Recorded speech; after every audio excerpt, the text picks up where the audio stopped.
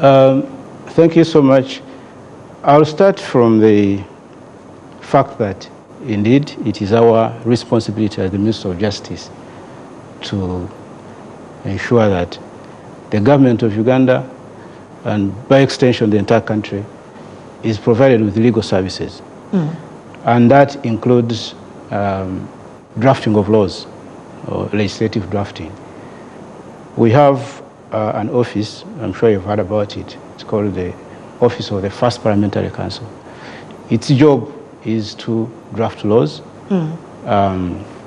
assisting the Attorney General, and also, of course, the Minister responsible for Justice. That's what we've been doing for as long as anyone can remember. But specifically, we can talk about the reforms around the electoral subject matter, and also the period between the financial year 2020 and 2021 up to today. As you may recall, or many people recall, our viewers, in 2016 there was a petition following the elections of that time, filed by one of the unsuccessful candidates, Right Honorable Amam Babas.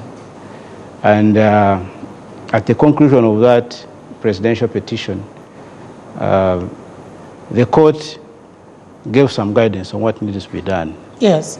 And that necessitated certain electoral reforms aimed at promoting transparency and ensuring integrity of the electoral process. We set to work from that time, and I suppose I would say 99% of the recommendations were implemented and turned into law. Commendable. So right now, you have, any time you hold an election, you have a free and fair, transparent process. Okay. What are those tenets that you are looking at? You are looking at the ability to ensure, rather, the ability by the Electoral Commission to conduct an election in a manner that provides a level ground for all candidates. It is now, it was an obligation of the law now that before the election, a voter's register is updated and displayed. And every person that qualifies to vote has access to that register. And before the election, the Electoral Commission is under duty to share the register with all the candidates. Yeah.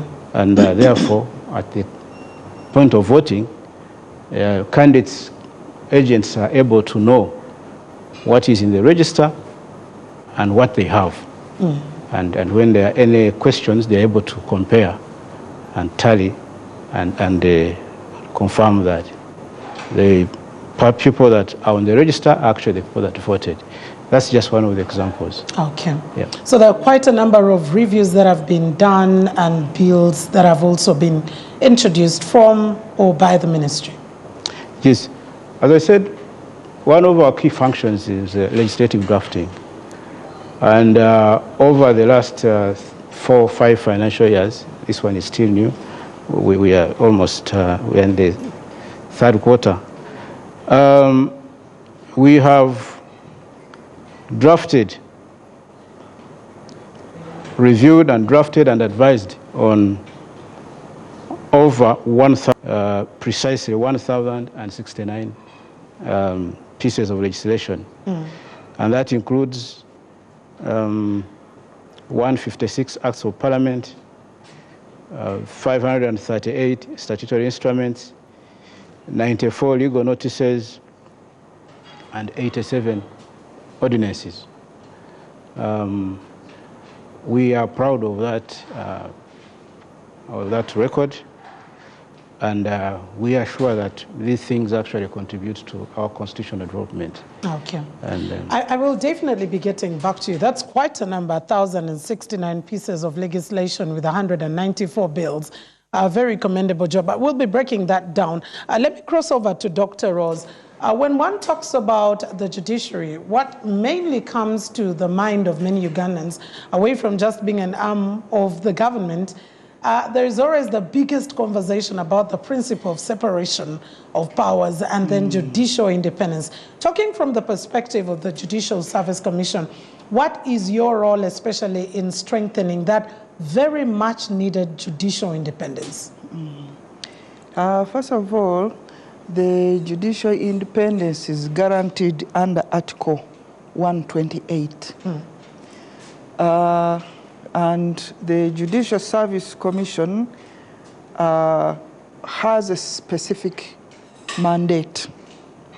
Now, among the issues guaranteeing the independence of the judiciary is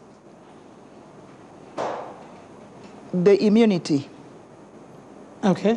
That, of course, when a judicial officer is in court, is likely to make pass judgments which do not please anybody, and you know, Ugandans have a tendency of litigating, but public courts. Yes. But in that independence, the judicial officer is protected from that liability.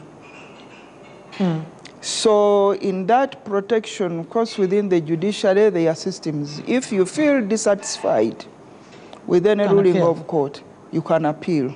But you cannot take on a judicial officer for having taken a certain direction, contrary to what one would do. Would expect. So to guarantee that independence, a person can appeal to a court.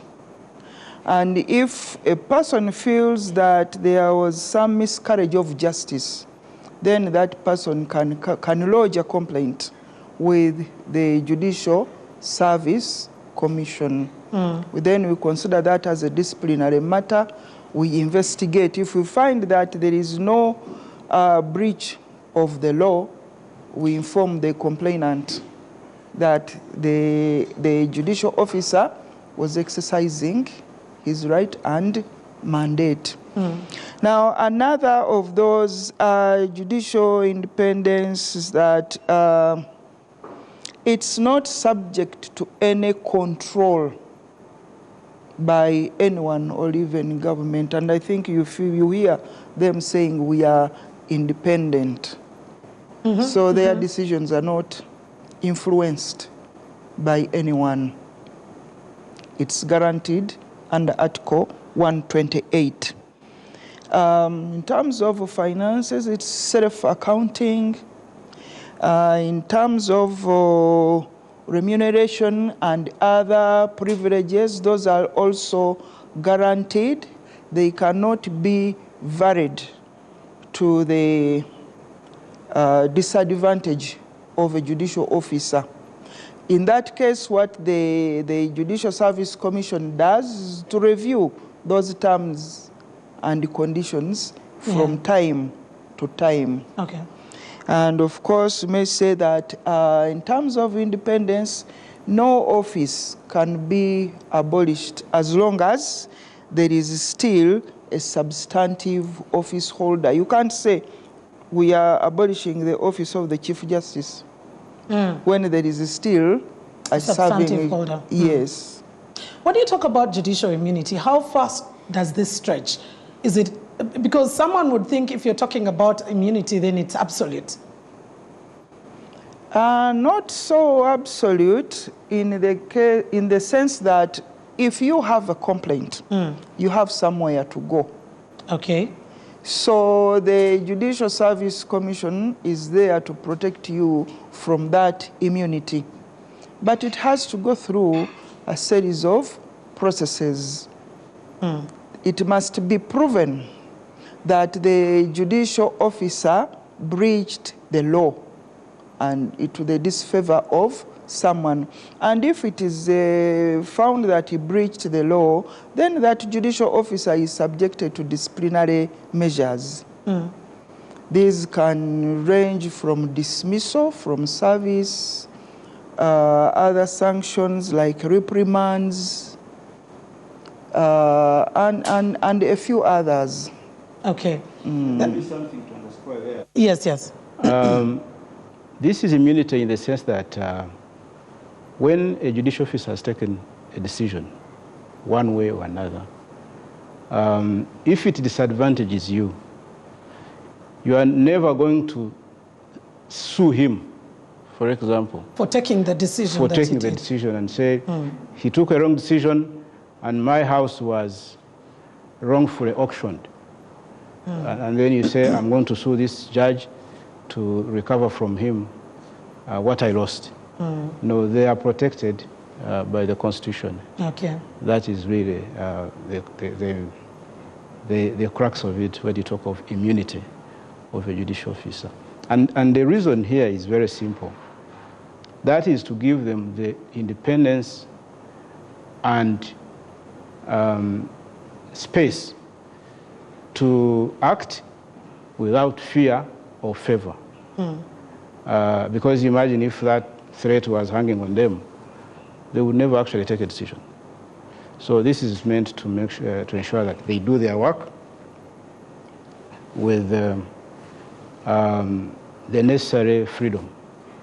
Yes, and this is not unique to Uganda. I think everywhere in the world, judicial officers enjoy immunity. That kind of immunity. Yes. Now, talking about immunity, what comes to my mind is the litigious nature of Ugandans, and I think it's growing each and every day. There's litigation at literally every point, even when you least expect. And at this, sometimes government is involved. Government is sued for particular issues. And that means if government is losing out, then you have to be paying. Let's take a look at your role in representation as the Ministry of Justice and Constitutional Affairs. How are we faring in terms of protecting and ensuring that we can save government of some costs that would government would rather have paid? Okay. As I said at the beginning, the Minister of Justice plays a very, very important role in the constitutional and legal architecture of this country. Not just because it is the bridge between the judiciary and other arms of the state, but also because it is the home of the Attorney General. Now, the Attorney General is an office created by the Constitution under Article 119. And he's the principal legal advisor of government. But beyond that, he also represents government in courts of law and other legal fora where government can be sued. And then he also gives general legal services to the government. In fact, if you look at it, the Attorney General is the only ministerial position that is in the Constitution. And also the terms of reference of that office are in the Constitution. So one of the key functions, as you have said, is representing government in courts of law. This is founded on the democratic tenet upon which the country operates. Just like you can be sued in your individual capacity, government can also be sued. Government can do wrong, and that's why this function was placed in the Constitution and given to the Attorney General. And we have done well in that area as well. Okay. And for example, I'll tell you that since the financial 2020-21, we saved the government of Uganda over 18.7 trillion shillings in courts of law and also tribunals both domestic and international. And I'll be specific and tell you that the highest savings were recorded in the first half of financial 2025-2026, with over 14.174 trillion saved. Okay. Just to break it down for you, how do we get these figures? As you might know, when you sue the government or any other person for that matter, you will indicate how much you are claiming. Yeah. And that will also guide you on which court to go to, whether it's the high court or the lower court. So when we go to court and successfully represent the government, in other words, we win, we sit down, look at these figures, add them up. So where we registered success, we consider that a saving for the government and people of Uganda. And that's how come to these figures. As you hinted, society has become more litigious. So as society becomes more complex, it becomes litigious. People become conscious of their rights. Yes. All sorts of actors start come up. looking at every loophole. Yes. You also have crooks and other people coming up, throwing the stone in the bush to see what comes out. Exactly. And thank God we are there to go and defend the government. And these figures that I'm reading for you speak for themselves. That's what we've done thus far. So 18.765 trillion shillings, definitely that's a good amount of money. That's quite a handsome amount of money. It Yes. could be the budgetary allocation for a quarter or for a year for a particular sector of the economy. Yes. Let me come back to Dr. Rose. Let's talk about these offices, judicial office. I know that Article 143 clearly stipulates the qualifications for appointment of each judicial office. But we know that many times there's been conversation around the way in which judicial officers are appointed or set out, sent to the offices, of course juxtaposing with other neighboring countries where probably it's a public conversation, you get to have people scrutinized, and it's basically done in the public for everyone to see. Different from probably the appointments based on recommendation from Judicial Service Commission as it happens in Uganda. How do you as the Commission ensure transparency and merit when it comes to recruitment of judicial officers, which becomes a very, very key conversation? Okay, now, first and foremost, the judiciary has changed. Okay. It's expanding in terms of, the number of courts which call for recruitment of more and more judicial officers and administrative staff. Now, to ensure transparency, these positions are advertised in the media. And everyone who meets the requirements is free to apply. There has always been an allegation in Uganda that sometimes offices are advertised when they're already filled. I don't know how true that could apply to the judiciary. No. Okay. No. The judiciary declares positions when vacancies become available. Okay. The Judicial Service Commission advertises, but because the number of applicants to the vacancies being, advertised is so big, we go through a number of processes. First and foremost, one must meet the qualifications as enshrined in Article 143. Then we go to the next process to manage numbers. We take them through a competency test. So that test knocks off some. Then we get back now to scrutinize their documents, their CVs and all. And we weed out those who do not meet the requirements. And we are left with it's still a big number.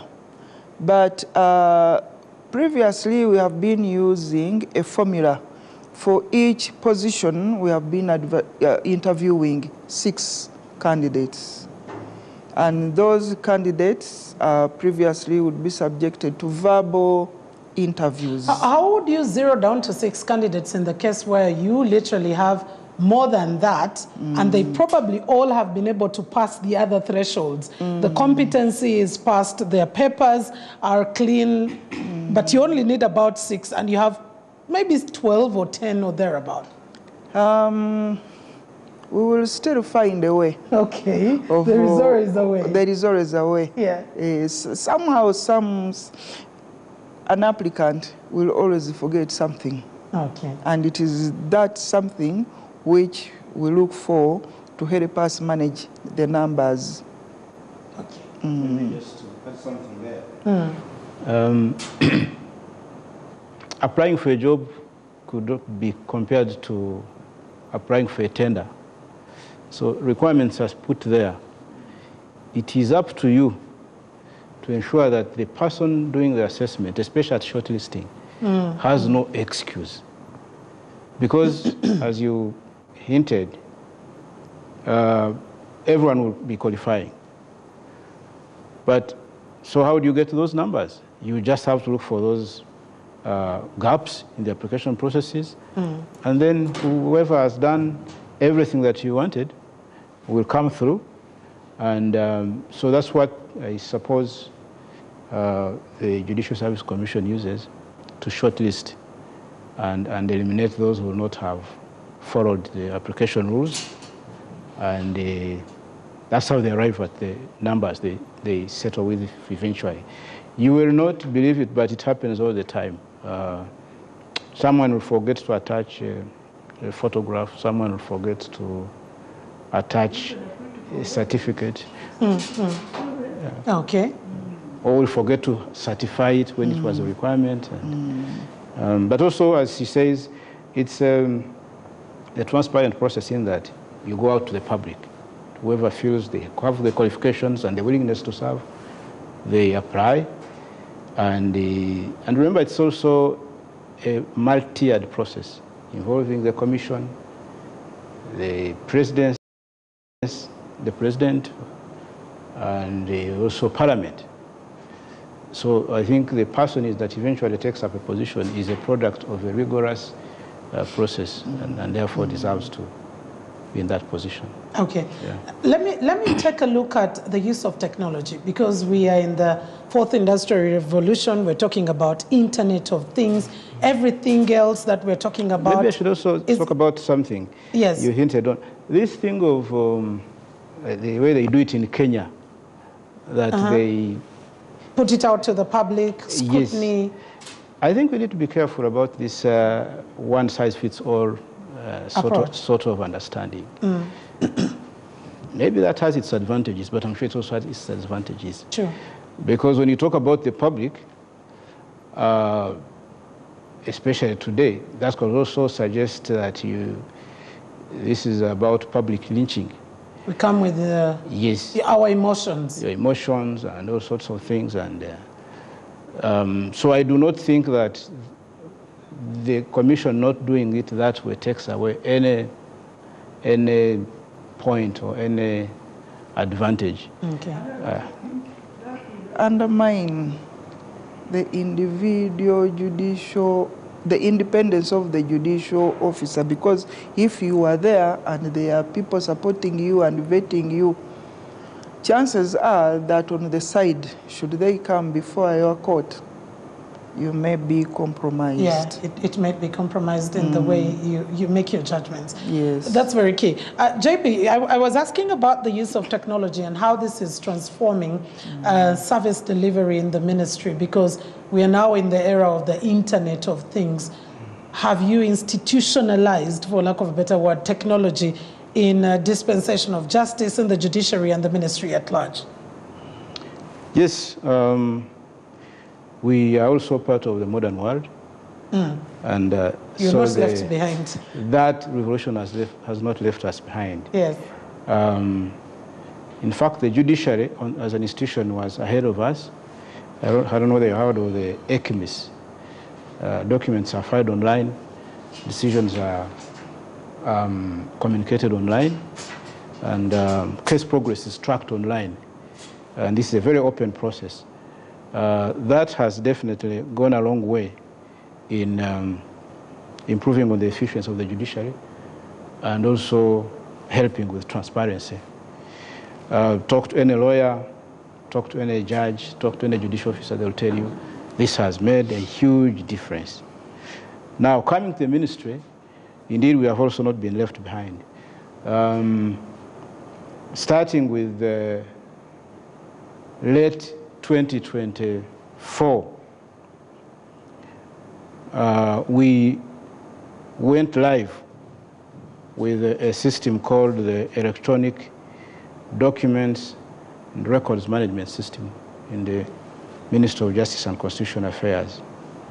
And this has been revolutionary in terms of how we do our work and how transparently we do it, at least within the office, and in terms of turnaround time. So how does this work? We serve the government, the entire government as you understand it. Ministries, commissions, authorities, local governments, corporations, anything public, but also private persons. Many times people will come up to bring to our attention an issue involving them and a certain government institution, as long as it's of a legal nature. So they bring their documents, they file their documents, they file their requests for guidance. So when they are filed, the documents are scanned and immediately transmitted to either the Attorney General, the Solicitor General, the Minister, the Permanent Secretary, and wherever he or she will be, they will access this work, wherever they are, and they're able to assign it. So when they assign it, it goes through the entire system immediately. Now, it doesn't end there. The person assigning the work is able to log in and see the progress of this work. Okay. And we have what we call a client charter. It's a performance standard we set for ourselves. It's a promise we gave to the people of Uganda. And we gave ourselves 14 days within which to receive, deal with an issue, and respond. 14 days, that's basically 14 calendar days, and that includes weekends. So in reality, we have about 10 days. So that's very important as far as the system is concerned, because the Attorney General, the Solicitor General, or anyone is able to log in and say, I sent this work on such a date. I expected it back on this date. It is not yet back. Where is it? Because we have different levels in the office. They're able to track that. Now, that has a positive effect, of course, on our service delivery, because it means we are all on our toes and we discharge our responsibilities within time, which in turn has a positive impact on the way other government, our clients, the institutions, perform their duties. Because when we respond in time, if it's about reviewing a contract and giving it the green light, it means procurements are done on time and programs are implemented within time. And that, of course, has a positive impact on the overall performance of the government and service delivery. Let's have a look at that, the use of technology in relation to reduction of case backlog. Because at the mention of the judiciary, the very first conversation that comes through is case backlog. It's been a song, it's been launched, and I think we're having remixes over it. Let's look at the conversation around case backlog and how is technology enabling that in essence?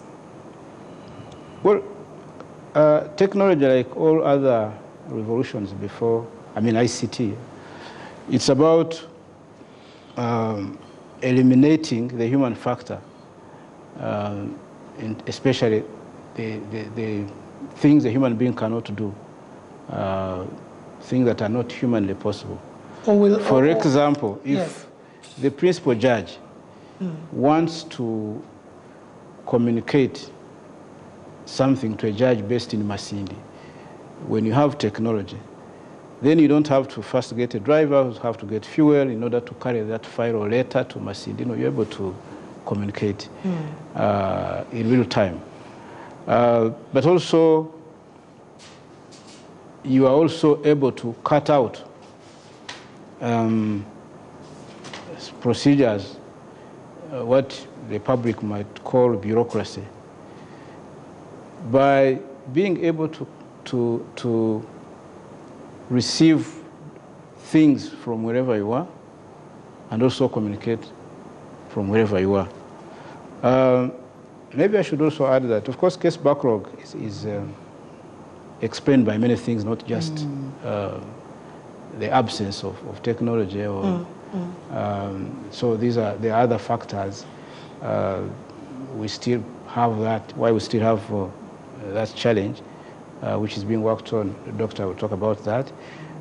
For example, through progressive recruitment of judges and other judicial officers, deal with backlog.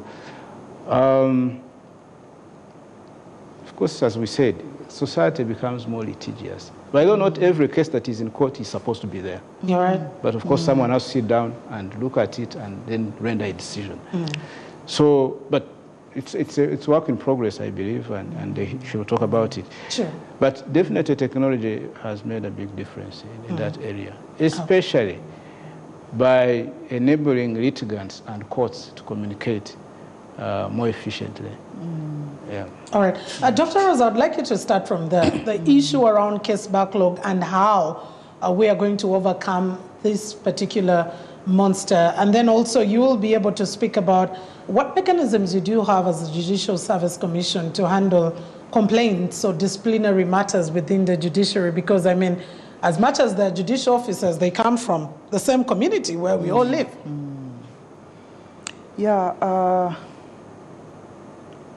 To reduce on case backlog, of course, that is a tall order for the judiciary. Okay. The most... That doesn't sound like good news to the public. The most enabling is the budget. Okay. Do we have the budget?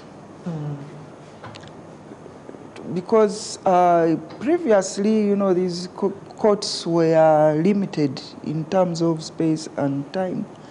Locations, you know, somebody would have to travel all the way from, say, Masaka and come to Kampala.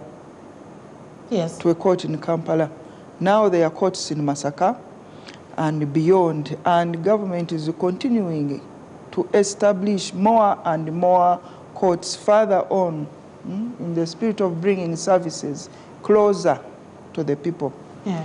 And to staff those courts is the work of the Judicial Service Commission. And we have to look at the budget. Is there enough money to enable us to recruit them in terms of paying them salaries, giving them other requirements? So it all depends on the budgetary allocations to the judiciary. Once the judiciary has money, they declare and we recruit. And we have done very well in terms of meeting the demands of the judiciary, but it's still a tall order. Okay. Yes. Maybe there I could also add something, because we are also stakeholders in that space. Yes. And we have also taken measures to see that there is a reduction in case backlog. Just like the judiciary, we have been trying to expand and bring services nearer to the communities, but also and also try to catch up with the courts, because since we are the biggest defendant in terms of numbers of suits that are filed against a particular, one person, the government is the most sued. Yeah. So if the courts are operating properly and then the Attorney General is not doing the same, then it comes to nothing. So we are also expanded. Over the last 20, 15 years, we've been establishing regional offices to make sure that we have people who will defend and represent the Attorney General in those courts. which is welcome news for both the judiciary and litigants in the different parts of the country. So presently we have offices in Arua, in Guru, in Moroto, in Soroti, in Mbale, in Fort Portal. We are soon opening offices in Masaka, Kabale, Iganga. All this really, and then I think later we shall be going to Masindi.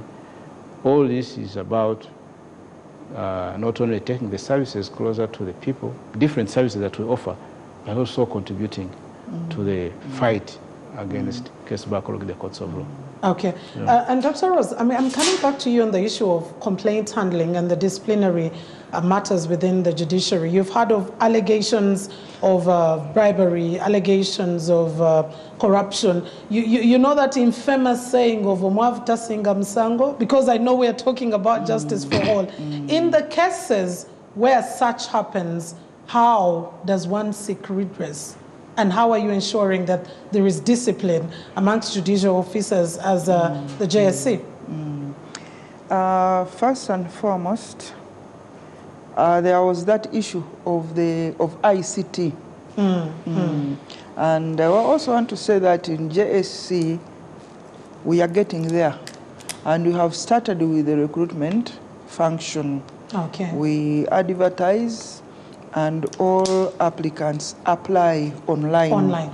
So we have removed that contact between an applicant and a certain officer in JSC. You apply, we meet in the interview room if you are successful. So now coming back to the discipline of judicial officers, that is our core mandate, disciplining judicial officers. Yes, people may say, Omwavuta Singika Musango, but you know, it depends on how you handle your case. Yes. Some of the litigants go to court without lawyers. Yes. Some may go to court with lawyers who are not even enrolled. And you know, there are small things where they get caught out. Sometimes they are caught out by time. But they can lodge complaints with the Judicial Service Commission. We look at the complaint, we wait, we look at where there was a breach of the law. Sometimes you find that really a person doesn't have to come to the Judicial Service Commission to lodge a complaint because of that independence of the judicial officer. So we advise the litigant. Sometimes you say, okay, maybe this is a case where you need mediation. And we advise the person to go back to court and seek mediation. Or a person is advised to appeal to a higher court. But now, if we evaluate the complaint and find that indeed there is merit, then we investigate. The investigation starts with now making the judicial officer against whom a complaint is lodged aware that there is a complaint against him, and we avail that judicial officer the contents of the complaint. We photocopy and say this complaint came in against you. Can you respond in 14 days? Some respond within 14 days, others have to be reminded time and time again. So when we look at the response, again we evaluate it. Sometimes we find that actually the judicial officer is not in the wrong, in which case we advise the complainant that there is no case here, there was no breach of the law. Sometimes we find that there was a breach of the law and we take matters further. We go into a full investigation of the conduct of the judicial officer. there is the interface between the judicial officer against whom a complaint has been lodged with the Judicial Service Commission. And after weighing the matters, interviewing him or her, the commission may reach a decision on the sanctions or penalties. Some are not so big. Some are very big. But it also depends on the level. For example, if it is a judge, we make recommendations to the appointing authority to appoint a tribunal. If it's the lower bench, we weigh the offense. If it is a grave, the judicial officer may be dismissed from service. And we have done that before. Or if it's not so grave, we may say that we may recommend to the judiciary that the person be severely reprimanded or placed under strict supervision of a chief magistrate or registrar or whatever the case may be. And if it involved loss of finances, for example, we may recommend that the judicial officer compensates the complainant who incurred losses. Yes. Thank you very much.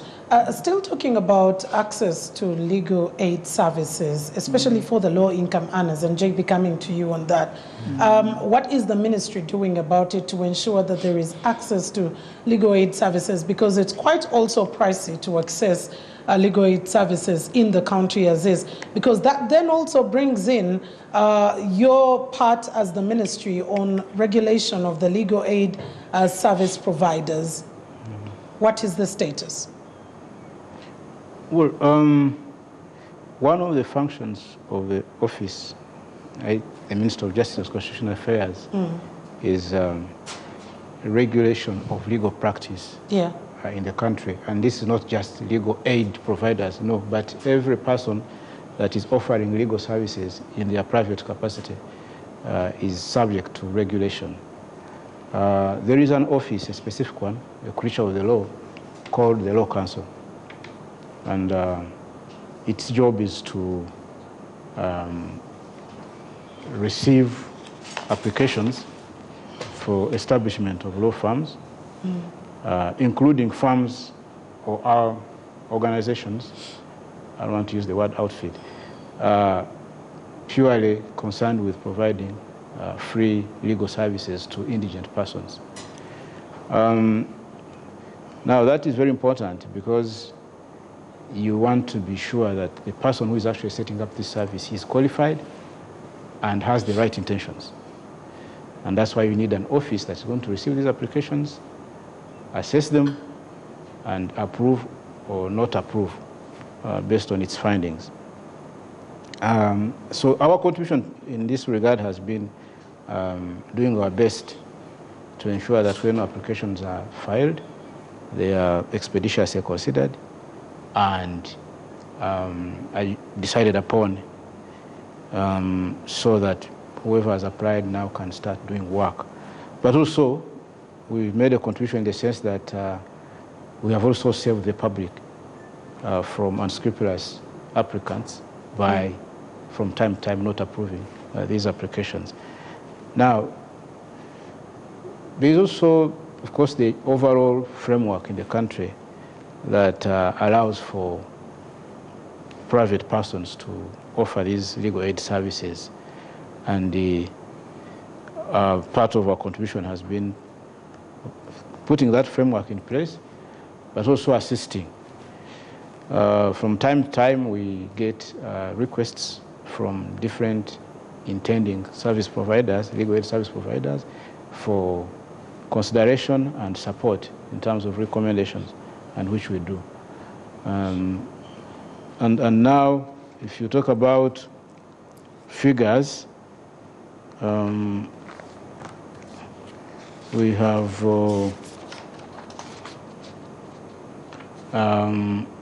improved our approval rates for these providers of these services. Overall, not just legal aid, up to 85.1% performance in financial year 2021-2022, 92.5 in financial year 2024-2025, and the results, as far as we're concerned, is better compliance, a stronger supervision, and the improved quality of the legal aid services provided. Okay. When you have the right people providing the services, then the quality of the service is good. It also goes up, definitely. That's very true. Yeah, but as I said, this is both for-profit and not-for-profit services. Yeah. Are we seeing it better for the low-income earners? Because, like I said, number one, it could be an aspect of, can I even be able to afford?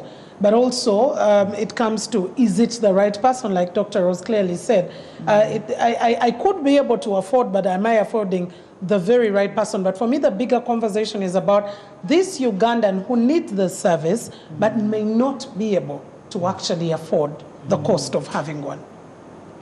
Is the ministry thinking in that regard? Yes, it's a policy matter that we have been looking at, and there has been debate as to whether or not we need to have legislation on that. One of the things that we are looking at as just an option is whether a fund can be put in place by the government to assist legal aid, to assist those that may not be in a position to hire their own lawyers. But as we understand, this is not a small matter. We are, I think, now close to 50 million people, and maybe 70% of those can be described as indigent. Yeah. Now, how much money would you need to actually assist all of those? But we do what we can, and with time, that might be possible. And of course, we're also hoping that as the economy continues to grow, people will have enough incomes to be able to afford not just legal services, but many things. And but there's also emphasis, as my colleague says here, on alternative dispute solution. Exactly. There are programs within the judiciary, and we are part of those programs, where we're encouraging litigants, even when they have filed suits in court, to first try alternative dispute solution, which is much cheaper. Then we're also encouraging people to try other alternative dispute solution mechanisms. Arbitration. Arbitration may be almost equally expensive, but there the litigants have a lot of control, including the choice of the arbitrator. Maybe they'll choose one who is not very expensive. And also mediation outside of court, where they can resolve these issues without going through the long and expensive litigious process. Okay. There is a policy in place to encourage that. And the Ministry of Justice is really taking a very important role in that. A very key one, especially at a point in time where many people sometimes consider the court as a punishment. That's why you said that sometimes not all the cases that are in the courts are actually even supposed to be making their way to the courts right there. But we're continuing with this conversation. We need to be taking a very short breather. When we do return, we're talking about justice for all. And one key concern is also about management of estates of the deceased. We've been in a political season. There's been a lot of conversation about war debt compensation. How is that going on? How is the ministry looking at it? But also on the side of the Judicial Service Commission, we want to also be looking at their contribution when it comes to efficiency and professionalism in the courts. That and much more is what we'll be paying attention to shortly when we do return from this break. Please do stay with us.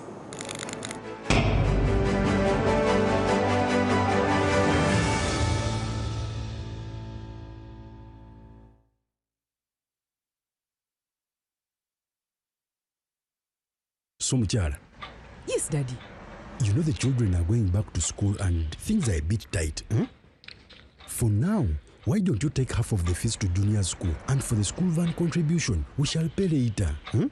Daddy, why don't we pay using MTN Momo, where we stand a chance of winning school fees for a whole year and more? By the way, you can also apply for a school fees loan, and also participating schools can win a school van. That's right! Win school fees for a whole year and more. Get Momo goodies and a school van for participating schools. You can also apply for a school fees loan. Simply dial *165*80# or use the Momo app.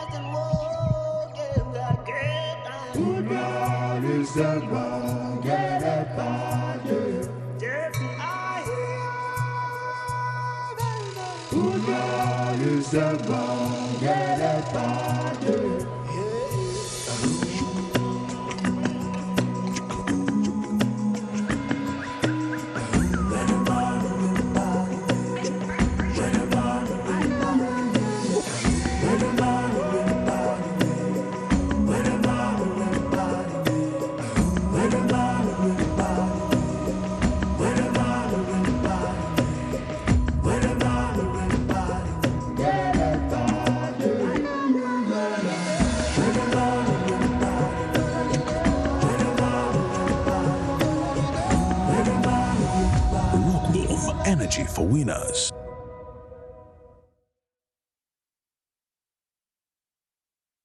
In a digital world, not everything is what it seems. False stories today spread faster than truth, leaving us all wondering what's real. Disinformation misleads, misinformation misguides, and spreads confusion and fear. Dismiss, a campaign to help you think critically, question wisely, and verify thoroughly. Join us. Let's build a more informed Uganda, one truth at a time. Dismiss, inquire, verify, confirm. Together, let's fight fake news.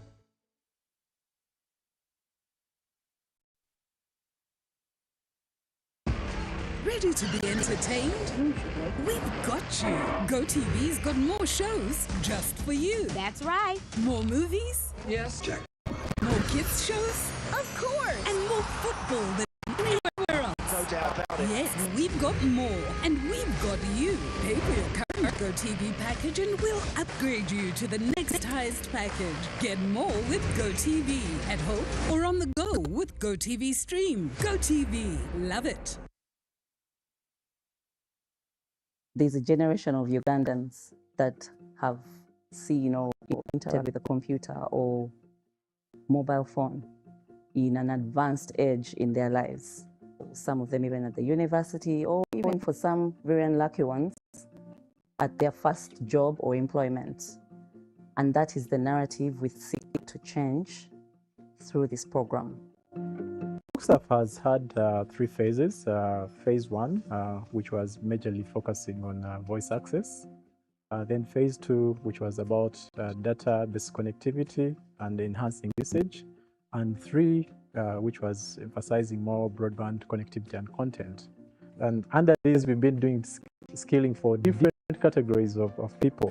These are small, medium enterprises. We've been doing skilling for farmers, teachers, persons with disabilities. We've also been training the youth on multimedia. We've also trained the elderly. We've also trained women. By implementing strategic programs and initiatives, UCSAF focuses on expanding connectivity, enhancing digital skills, and promoting the development and consumption of ICT content and services in unserved and underserved communities.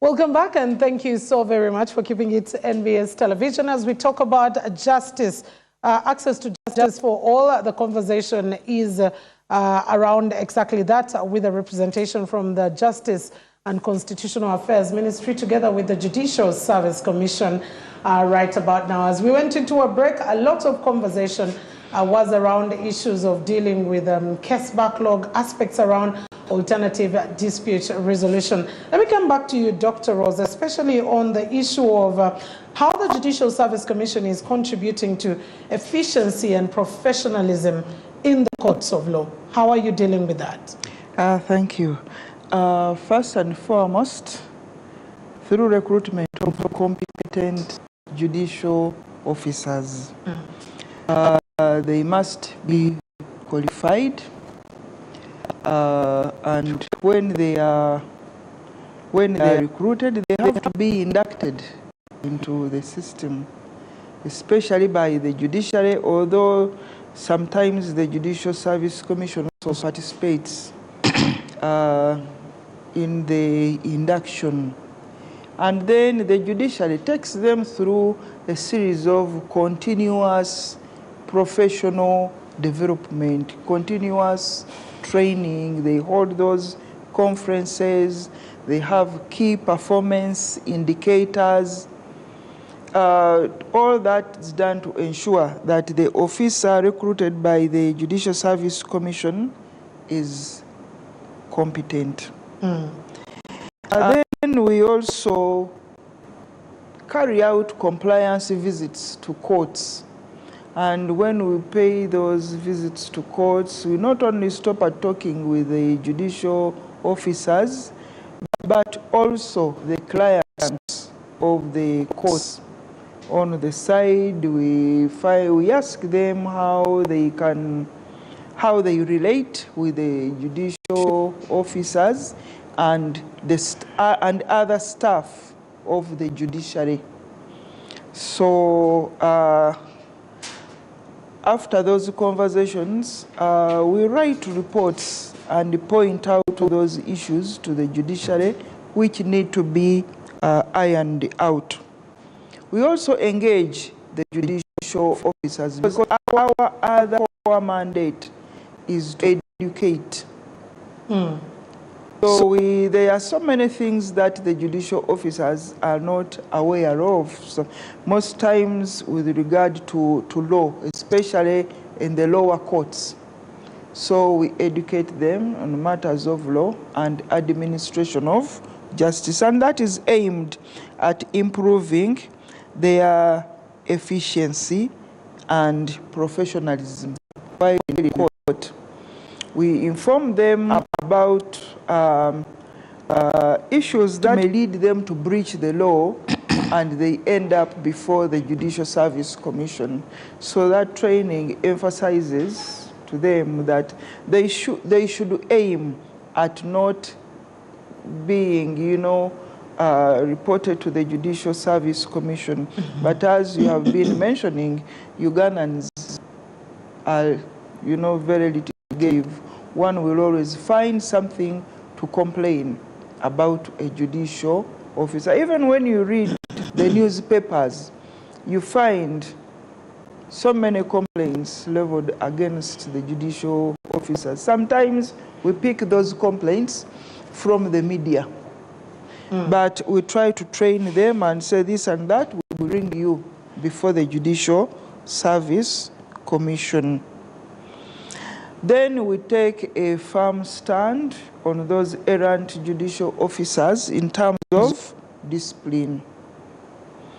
If we find that you have breached the law and the regulations, because the regulations guide us on the penalties, and that breach is supposed to be addressed by a specific penalty, there is no negotiation about that.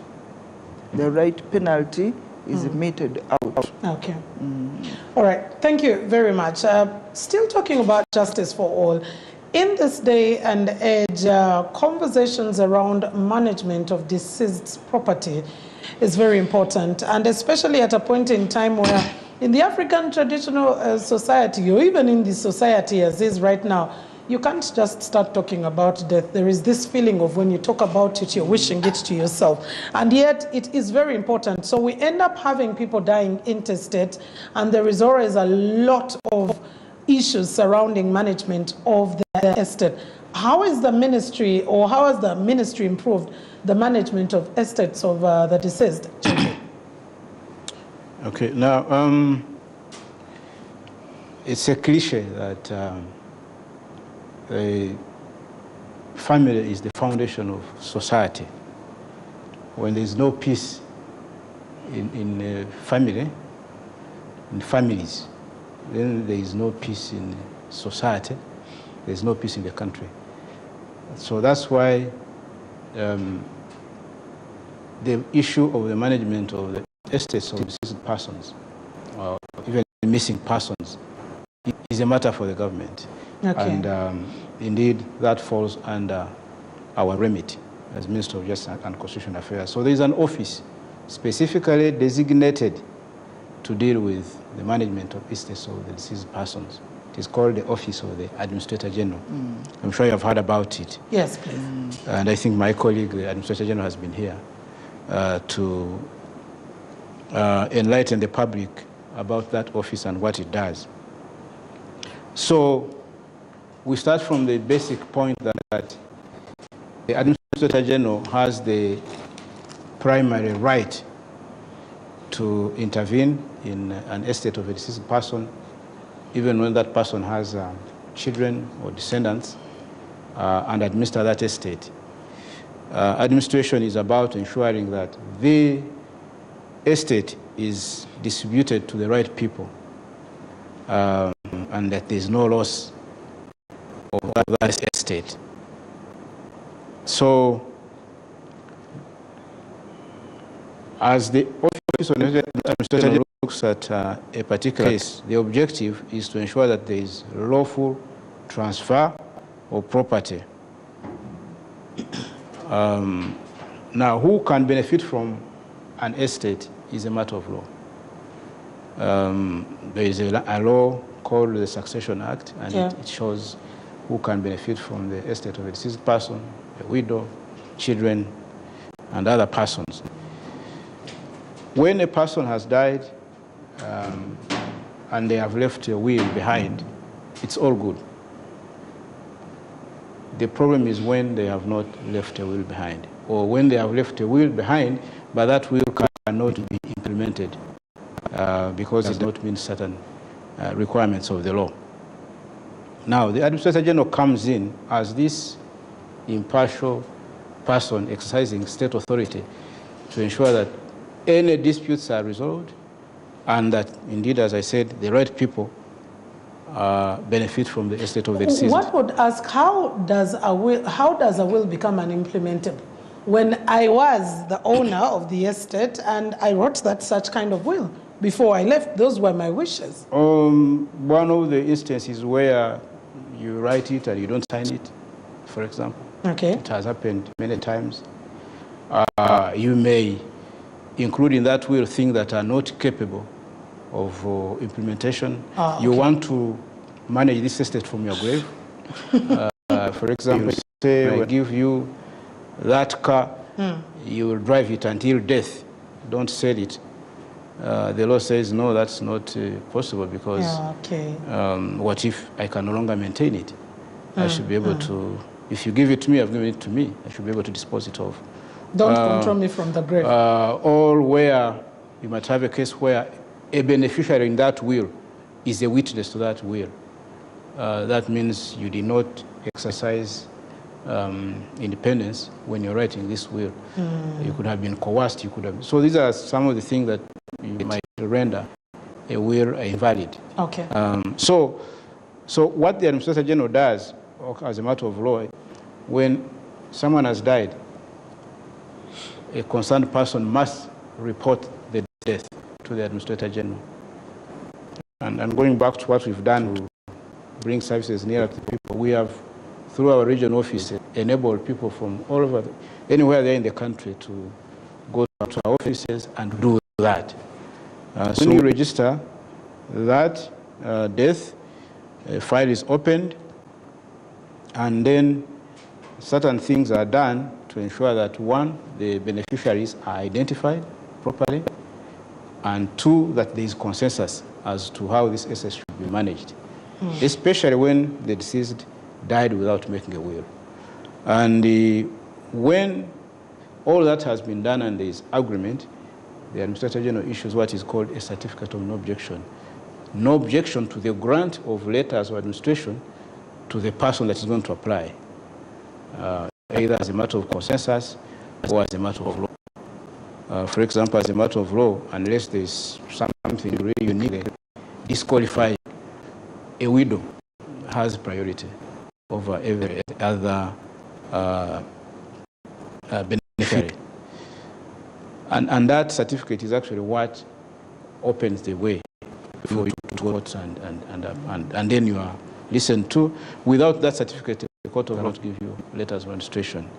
So what we've done is over those 4 financial years, 4.5, we have issued 15,911 certificates of objection. Okay. That's a big number. We have opened over 20,000 files, meaning these are deaths that have been reported. We have files. And in most cases, there are disputes. Sure. Bitter disputes, as you said. And we have, and then the Administrator General will mediate these disputes. And part of his job will be to bring to your attention your rights or those that you lack and try to build consensus. Now, where there is no agreement, the Administrator General can apply and now run this estate. But I think the preference is let the family members manage the estates with consensus, of course. So we have resolved 2,203 family disputes. And now, before arriving at a decision, sometimes you may have to go and see what is happening on the estate. So over this period of time, we have inspected 1,638 estates. And in our view, this has significantly improved access to justice and reduced family conflicts, and we have contributed to peace in the country in that manner. Now, these numbers, I don't know what you think, but they tell a story. They tell a story about society. If you count from 1 to 15,000 starting now, I don't know, maybe in the morning, that's when you will get to the end. Yeah. So, and each case, these are just statistics, but this is a file. This involves work. This involves people looking at a matter. It's not a one-day conversation. No, it's not. And so, again, also to improve service in this area, there are also IT improvements in this area. And we continue. It's work in progress. But I think we've really done well. Okay. And you've not had many complaints in that area. Are there any changes that are required for the people who are probably watching to know with regard to estate administration, or any changes in regulations or the law, what is expected?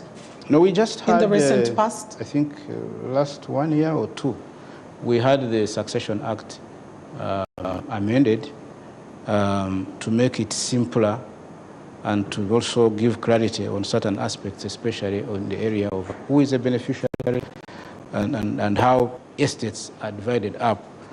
But what I could really say for public consumption at this point is this culture of fearing to make wills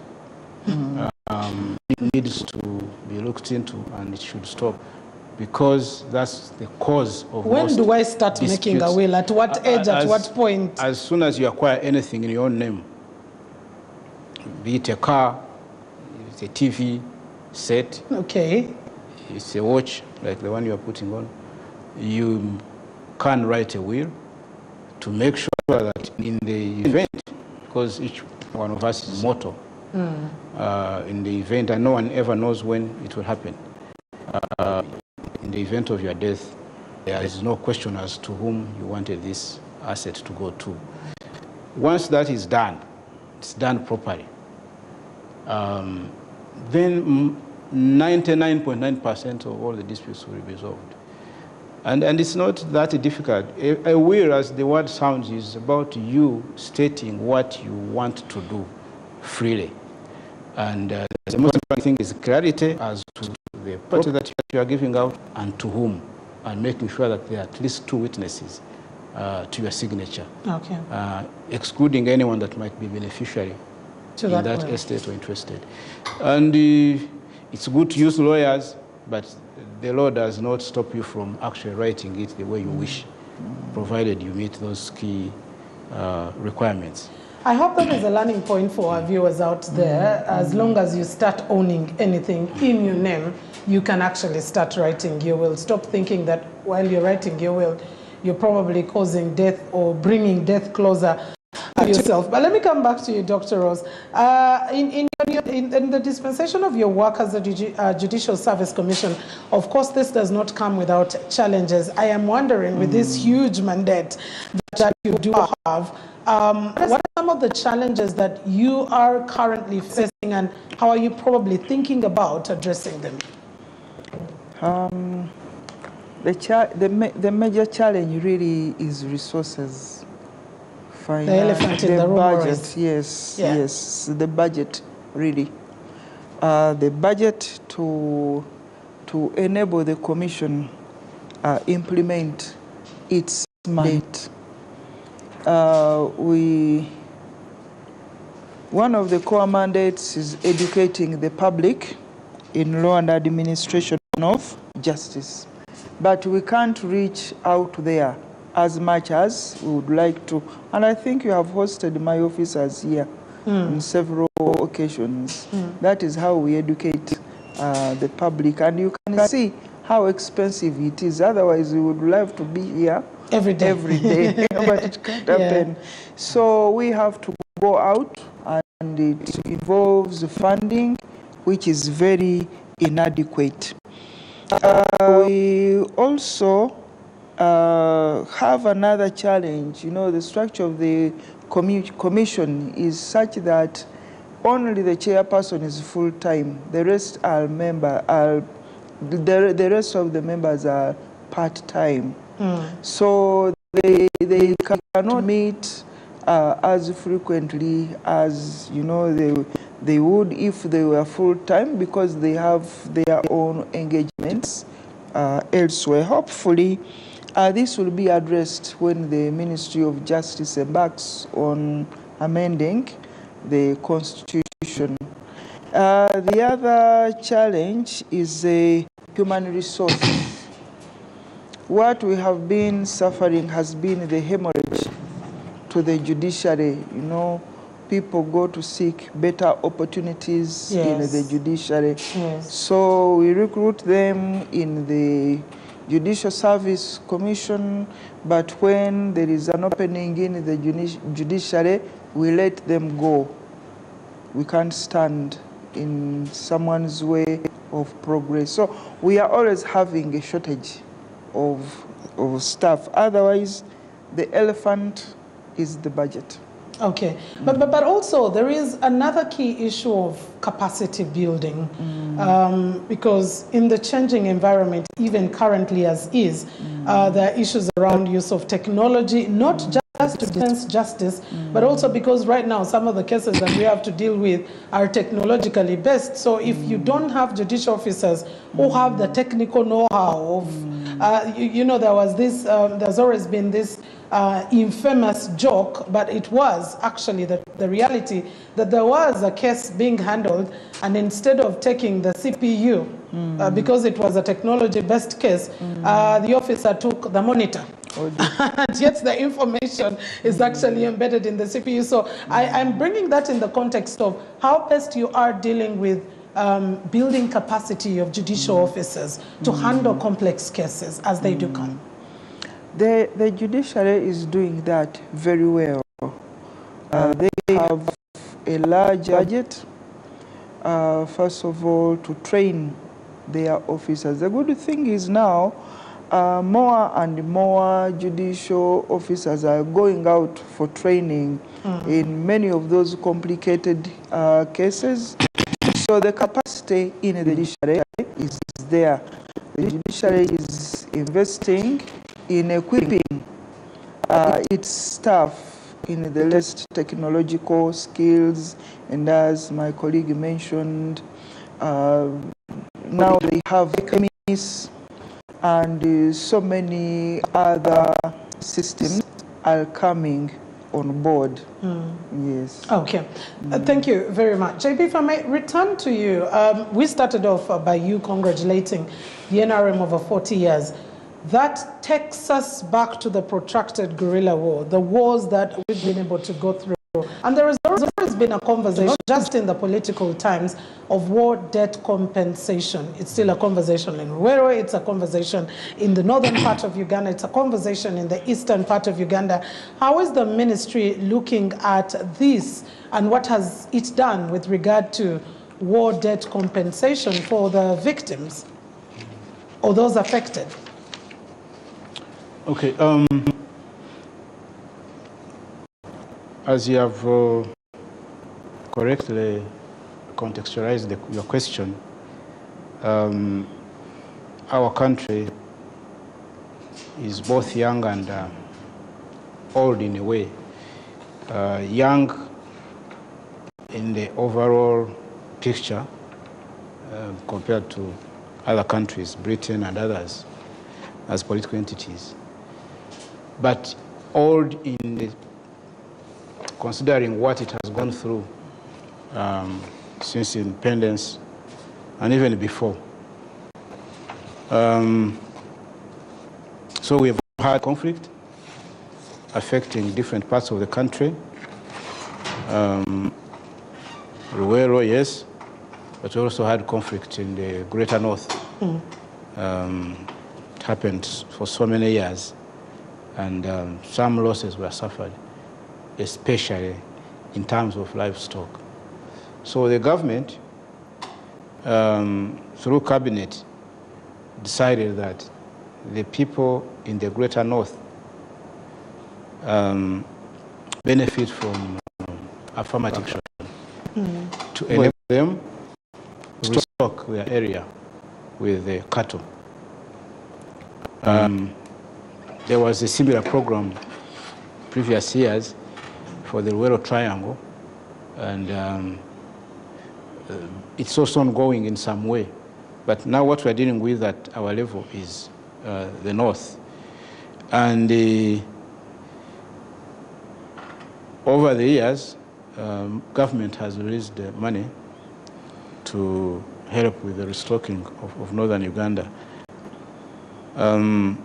So far, through the ministry, we have compensated, or the government has compensated, 28,466 war debt claimants with a total of 158 billion shillings. It's a process, as you would understand. It involves verification. It also involves in mobilizing resources in the midst of so many competing priorities to be able to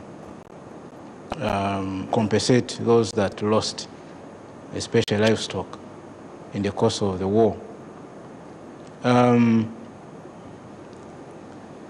The biggest job really has been verifying who is the rightful claimant. Because everyone is going to come up and claim that they lost. Some are even deceased. Something, yes. But we've been working with the local authorities to identify those that lost, how much they lost. And then also, of course, in identifying their descendants who are entitled to compensation on behalf of their deceased parents.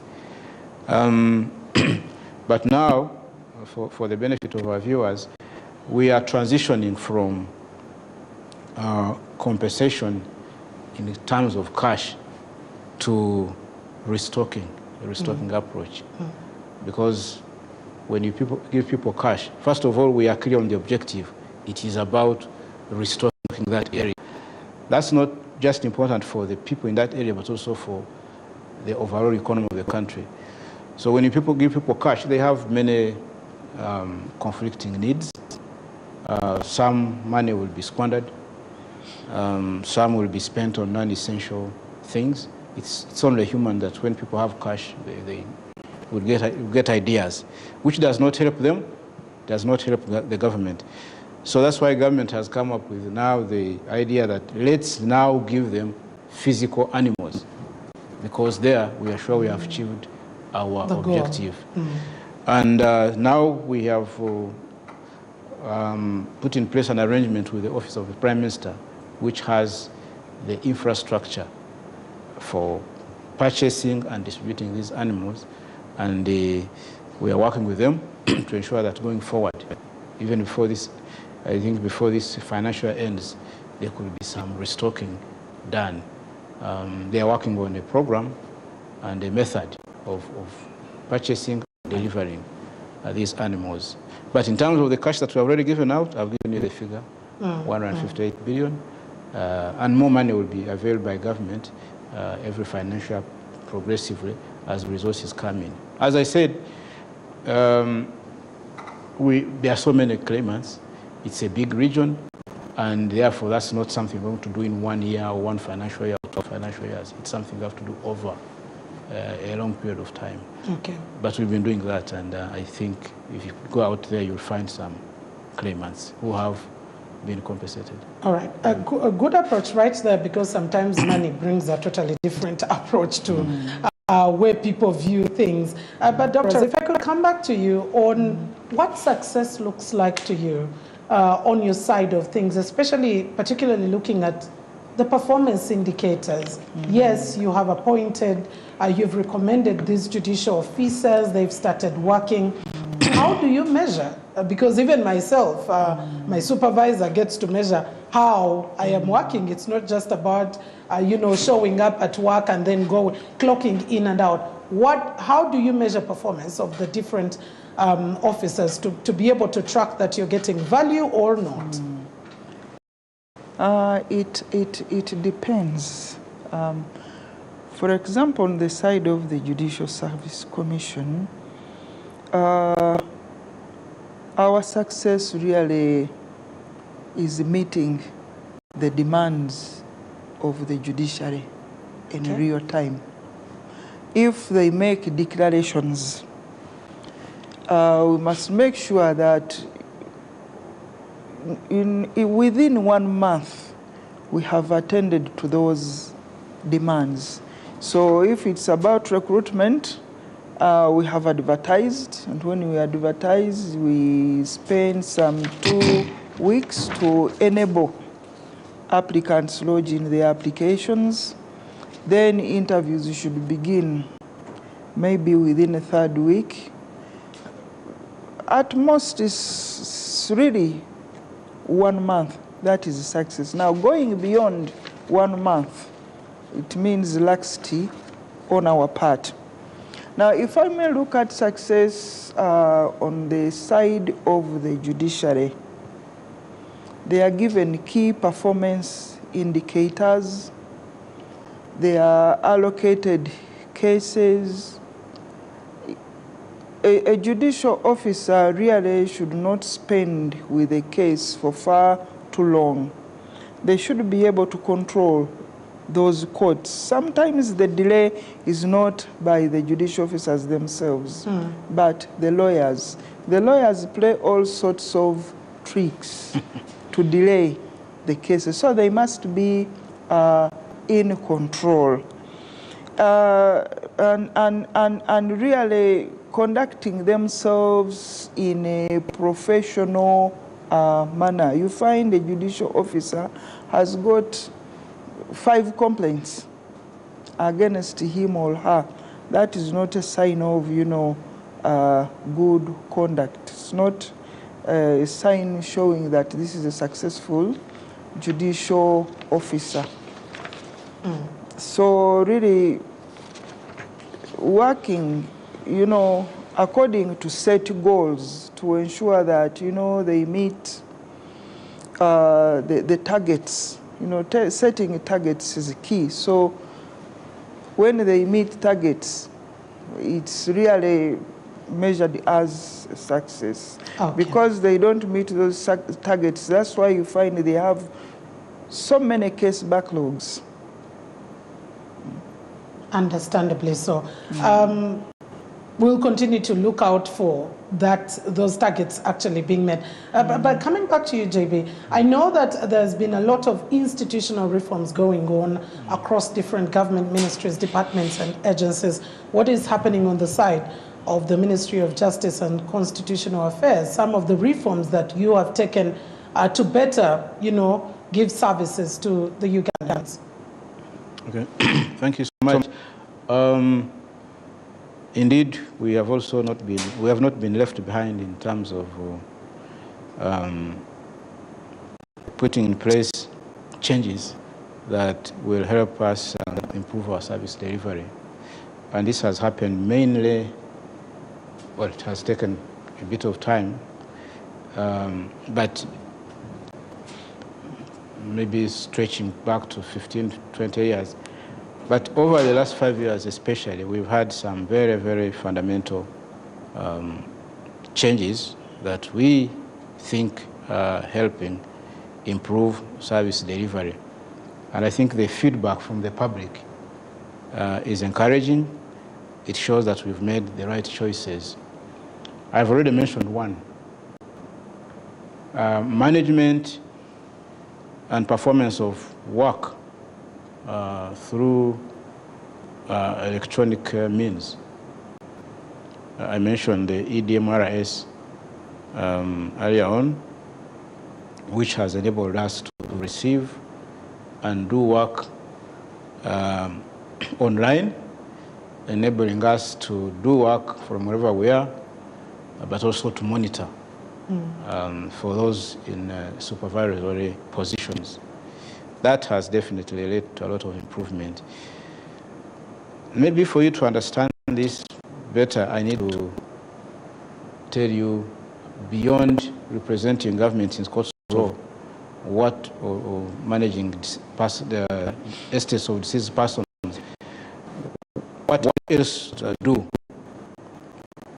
We, for example, when in the line of advisory work, as you know, one of the responsibilities of the Attorney General is to review and advise on contracts, agreements, treaties, or anything called agreement to which the government is a party or in which it has an interest. And that means so many things. That means a lot of work.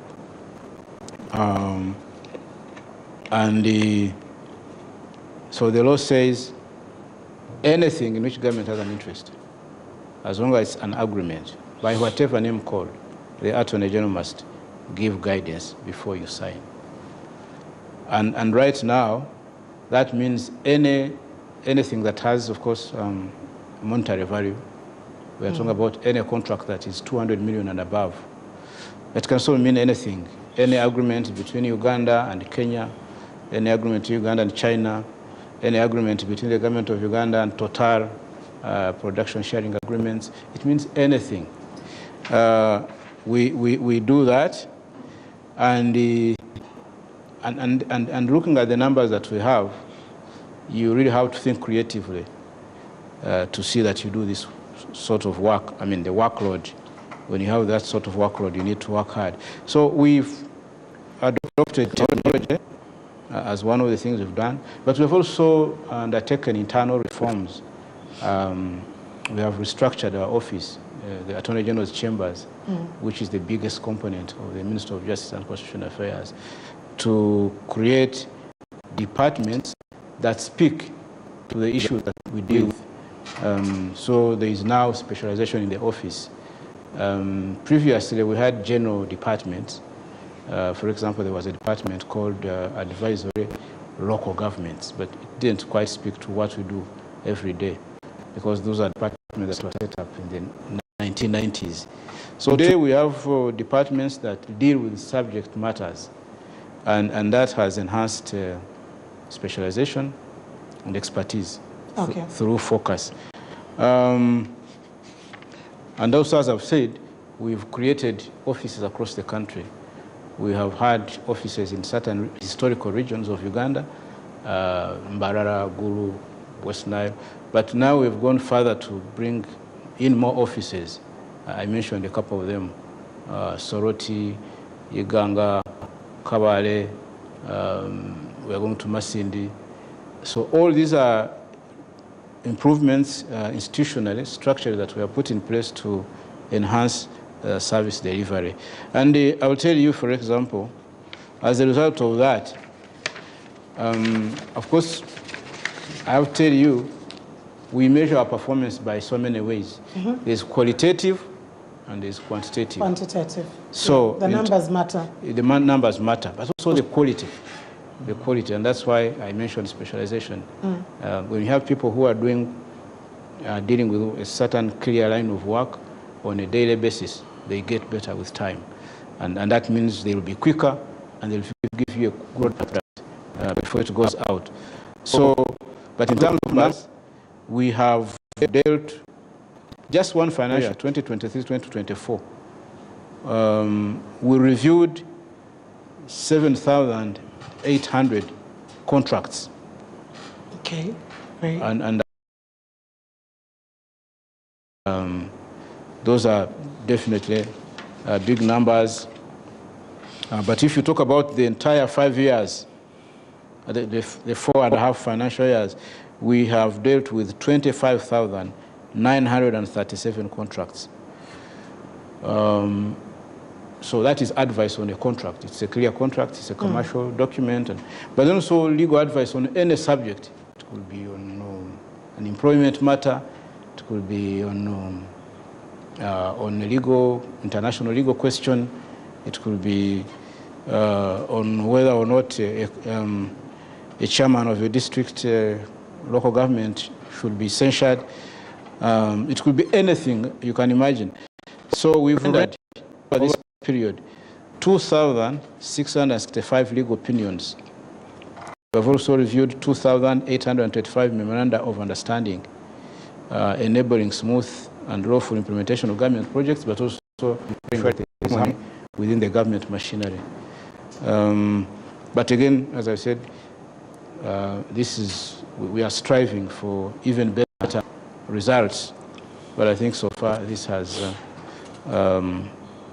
led to a positive impact across the government, and this is thanks to the reform that we have undertaken over the last 5 years. Those are quite some good numbers, and especially when you talk about the fact that numbers do matter, but also we get to look in depth into the quality of the numbers coming through.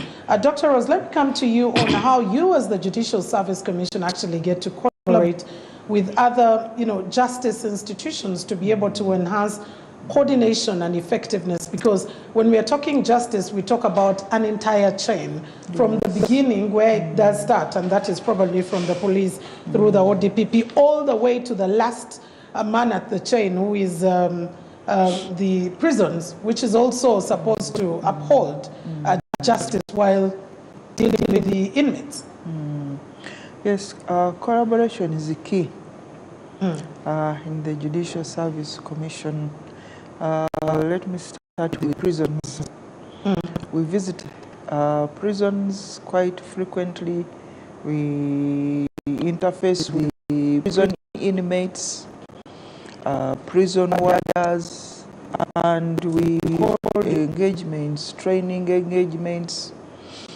We also interface with the police, interface with the judicial officers through workshops and barazas, as well as the public. We also encourage other people who need our services to write and request for those services, and we offer them free of charge.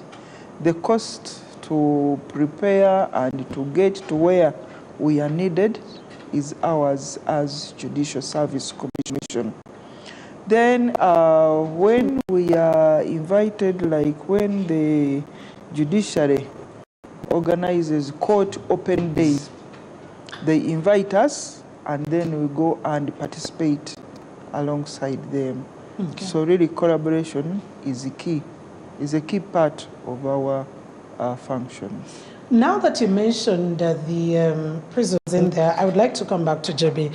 How is the Ministry of Justice and Constitutional Affairs dealing with aspects around speedy trials? Because more than half of the prison population are remandees. These are people who haven't yet been convicted. It talks to just how much time we are taking with the cases. How are we dealing with ensuring that there are speedy trials and that at least we can be able to reduce the number of people who are on remand, or just how much time they take on remand? Because there are people who have been on remand for as much as a decade. The issue of big numbers of remandees, meaning people in detention but who have not undergone trial and conviction. We share the concern that everyone has, but then this concern actually goes beyond our ministry. It's a concern of the government, and we've been having an approach that involves the efforts and coordination of all institutions involved in the justice, law and order sector. Prisons, the Office of the DPP, the courts of law, obviously, and other stakeholders. So you start with identifying the cause of the problem. It goes back to the elephant in the room. Resources that do not allow each of these key institutions to have all they want or all they need to be able to do their work. The Office of the DPP has been working hard to ensure that trials take off on time. But in that, of course, they have to work with the judiciary to ensure that trials are also conducted in a speedy manner and concluded. So there are ongoing coordination efforts towards that.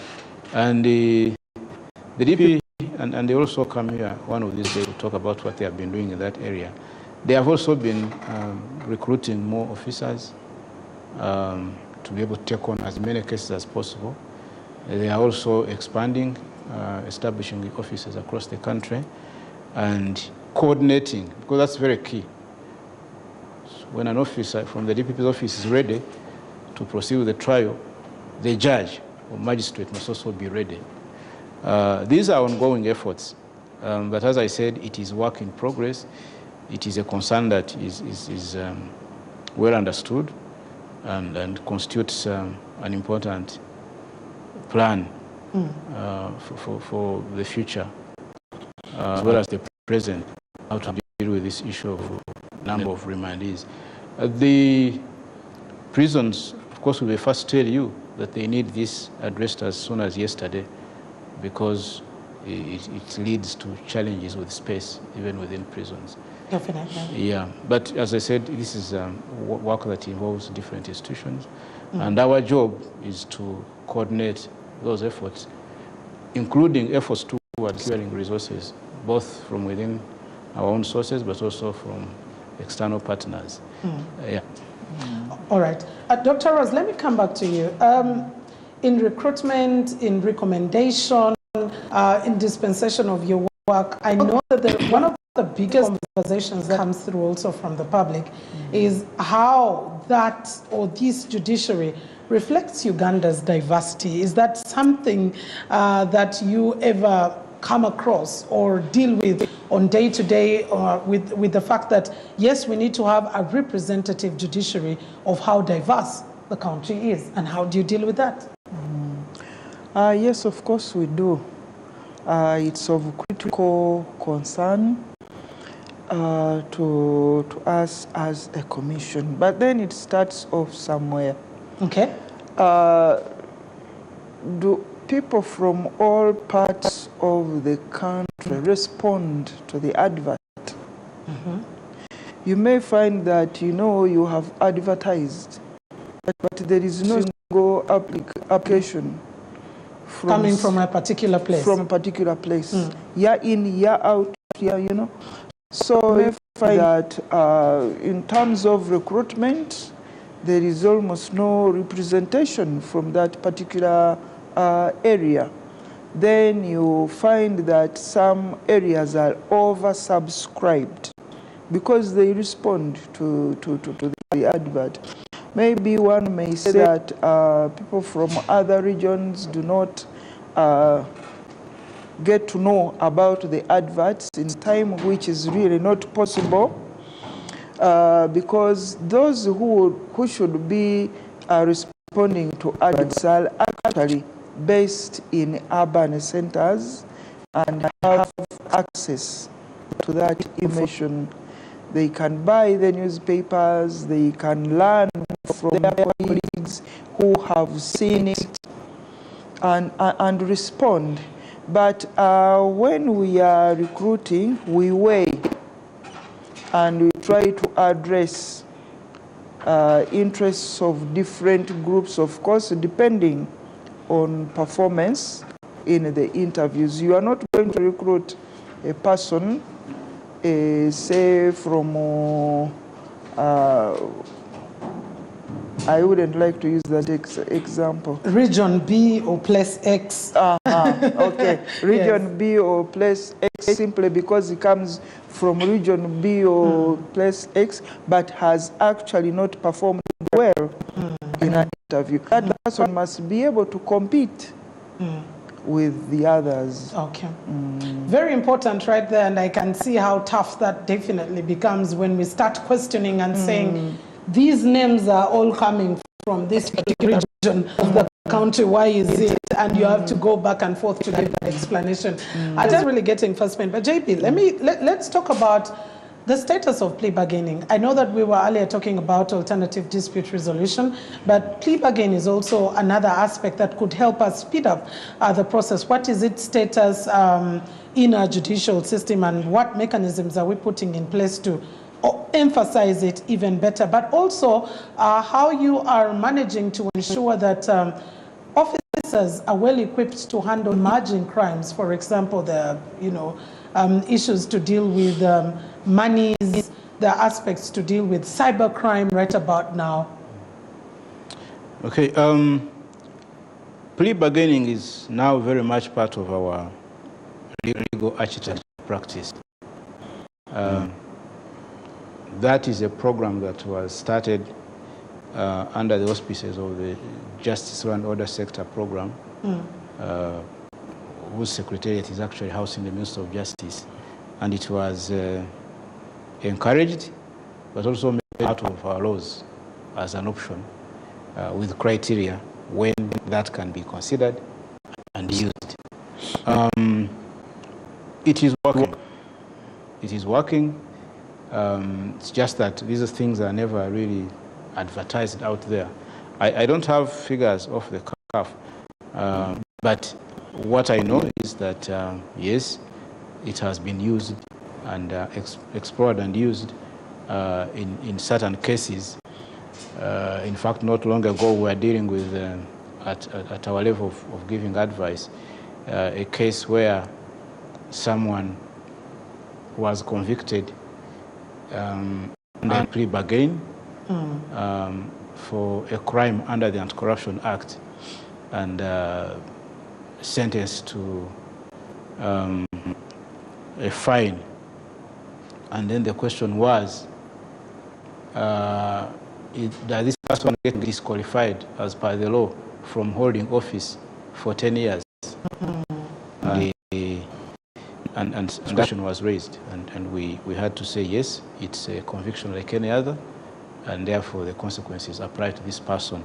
I'm just using that to show you that it's there, it's working. It's existent. It's existent and it's being used. Okay. Yeah. Now, regarding dealing with the emerging crimes, crimes, cyber crimes. First of all, we recognize that these are areas that are new and will require new sets of skills. Yes. And a new understanding. So we are adjusting and this is mainly through the office of the DPP, Director of Public Prosecution, through training, through working with the sister agencies within government. And when we talk of training, we're not talking about training in just one area, but we're talking about the entire chain. CID, the police have to be trained, the IGG, and of course the prosecutors in the office of the DPP. They are also working hand in hand with the similar agencies in other countries, as well as those under the UN, not only to understand this new area, but also to work together in case crime is detected and how it is fought. And these cyber crimes especially, which you mentioned, they tend to be transnational. So you have to work with others. So there are fora where these agencies meet and they share experiences and also work together.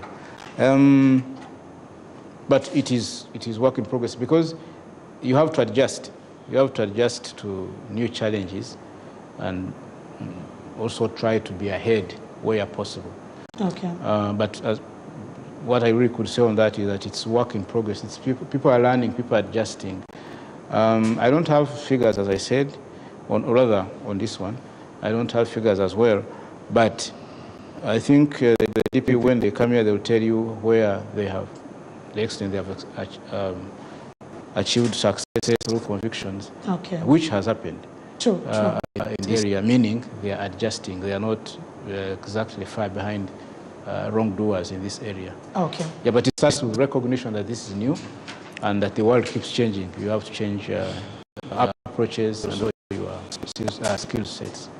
Okay. Dr. Rose, our time is really fast spent. How does the public get to interact with the Judicial Service Commissioner? How do they get in touch as they also better understand your role? One, they are welcome to visit us directly. Okay. Currently, we are located at Kingdom Kampala building on floor 8. But at the end of March, we will be shifting to our new offices located in Naguru, Jealous House. Secondly, we have our website, www.jsc.go.ug, so they can visit the website and learn more on the services offered. We also have a toll-free line, 0800 100 221. There is always somebody at the other end of the telephone. They can call in to make inquiries or even to lodge complaints. They can meet us in the community engagements we participate in. We are frequent guests of POESA in Masaka. They always invite us. We also participate in the Judiciary's Court Open Days. We on our own stage barazas in different parts of the country, and we always inform the public on our presence. So they are welcome to come and interact with us there. We have offices in Moroto, Masaka, and Mbarara so far, where people can go and acquire more information on JSC. We have published a lot of materials, among which is the Citizens Handbooks. We also have other brochures which talk about the mandate of the Judicial Service Commission and also explain some of the critical laws which affect the public. So the JSC officers are always open. All right. I will also get your parting shots as we get to conclude this conversation. First and foremost, I would like to thank you, the moderator, for the kind of questions you have been asking, which I believe have helped the viewers out there to understand more about JSC and our relationship with the judiciary. I would also like to thank our viewers for having attentively watched this show, and I wish them a very good night. Or shortly, good morning, very, very soon. But thank you for sparing your time too as well. And JB will definitely be getting your parting shots as well on the conversation. I also thank you for hosting us, for the issues that you have raised for the benefit of our audience. This is important because this is accountability. But it's also an opportunity for us to let the public know what we do and why it is important to them. And that's why they maintain us through their taxes. This is very important. We are available also in case anyone has any issue or question they want to raise with us. Presently, we're on Parliament Avenue, just opposite the main entrance to Parliament. But soon we shall also be shifting to Ndaguru. That Jealous House is jealous in the sense that it brings together all the institutions under jealous. Prisons, DPP, Judicial Service Commission, Law Reform Commission, Minister of Justice. So we are available. You'll be our neighbors very soon. Yes. And we operate an open door policy. And we also welcome complaints where our people have, our officers have fallen short of our standards. And also I also thank our viewers, those who have been following, and we promise to continue to do our best to serve them. And I'm also wishing them a good night and a good morning. Definitely, it's a few seconds to the good morning. I also want to say a special thank you to you, John Bosco R. Souza, who is the Director Legal and Advisory Services at the Ministry of Justice and Constitutional Affairs. And I also did have Dr. Rose Nasali Lukwago, who is the Secretary of the Judicial Service Commission. And to you, our viewer, for joining us on this very important conversation. We want to say thank you so much for sparing your time. But in case you missed this out, you can definitely be able to find it on the Afro mobile platform. And lots of these conversation excerpts that are coming through on our socials at NBS TV on X, NBS Television on Facebook, and Next Media Services. There is no excuse because the internet has officially and fully been restored, even for you lovers of social media, that has been officially opened up. I am Mildred. Allow me to say a very good morning to you, and God bless you.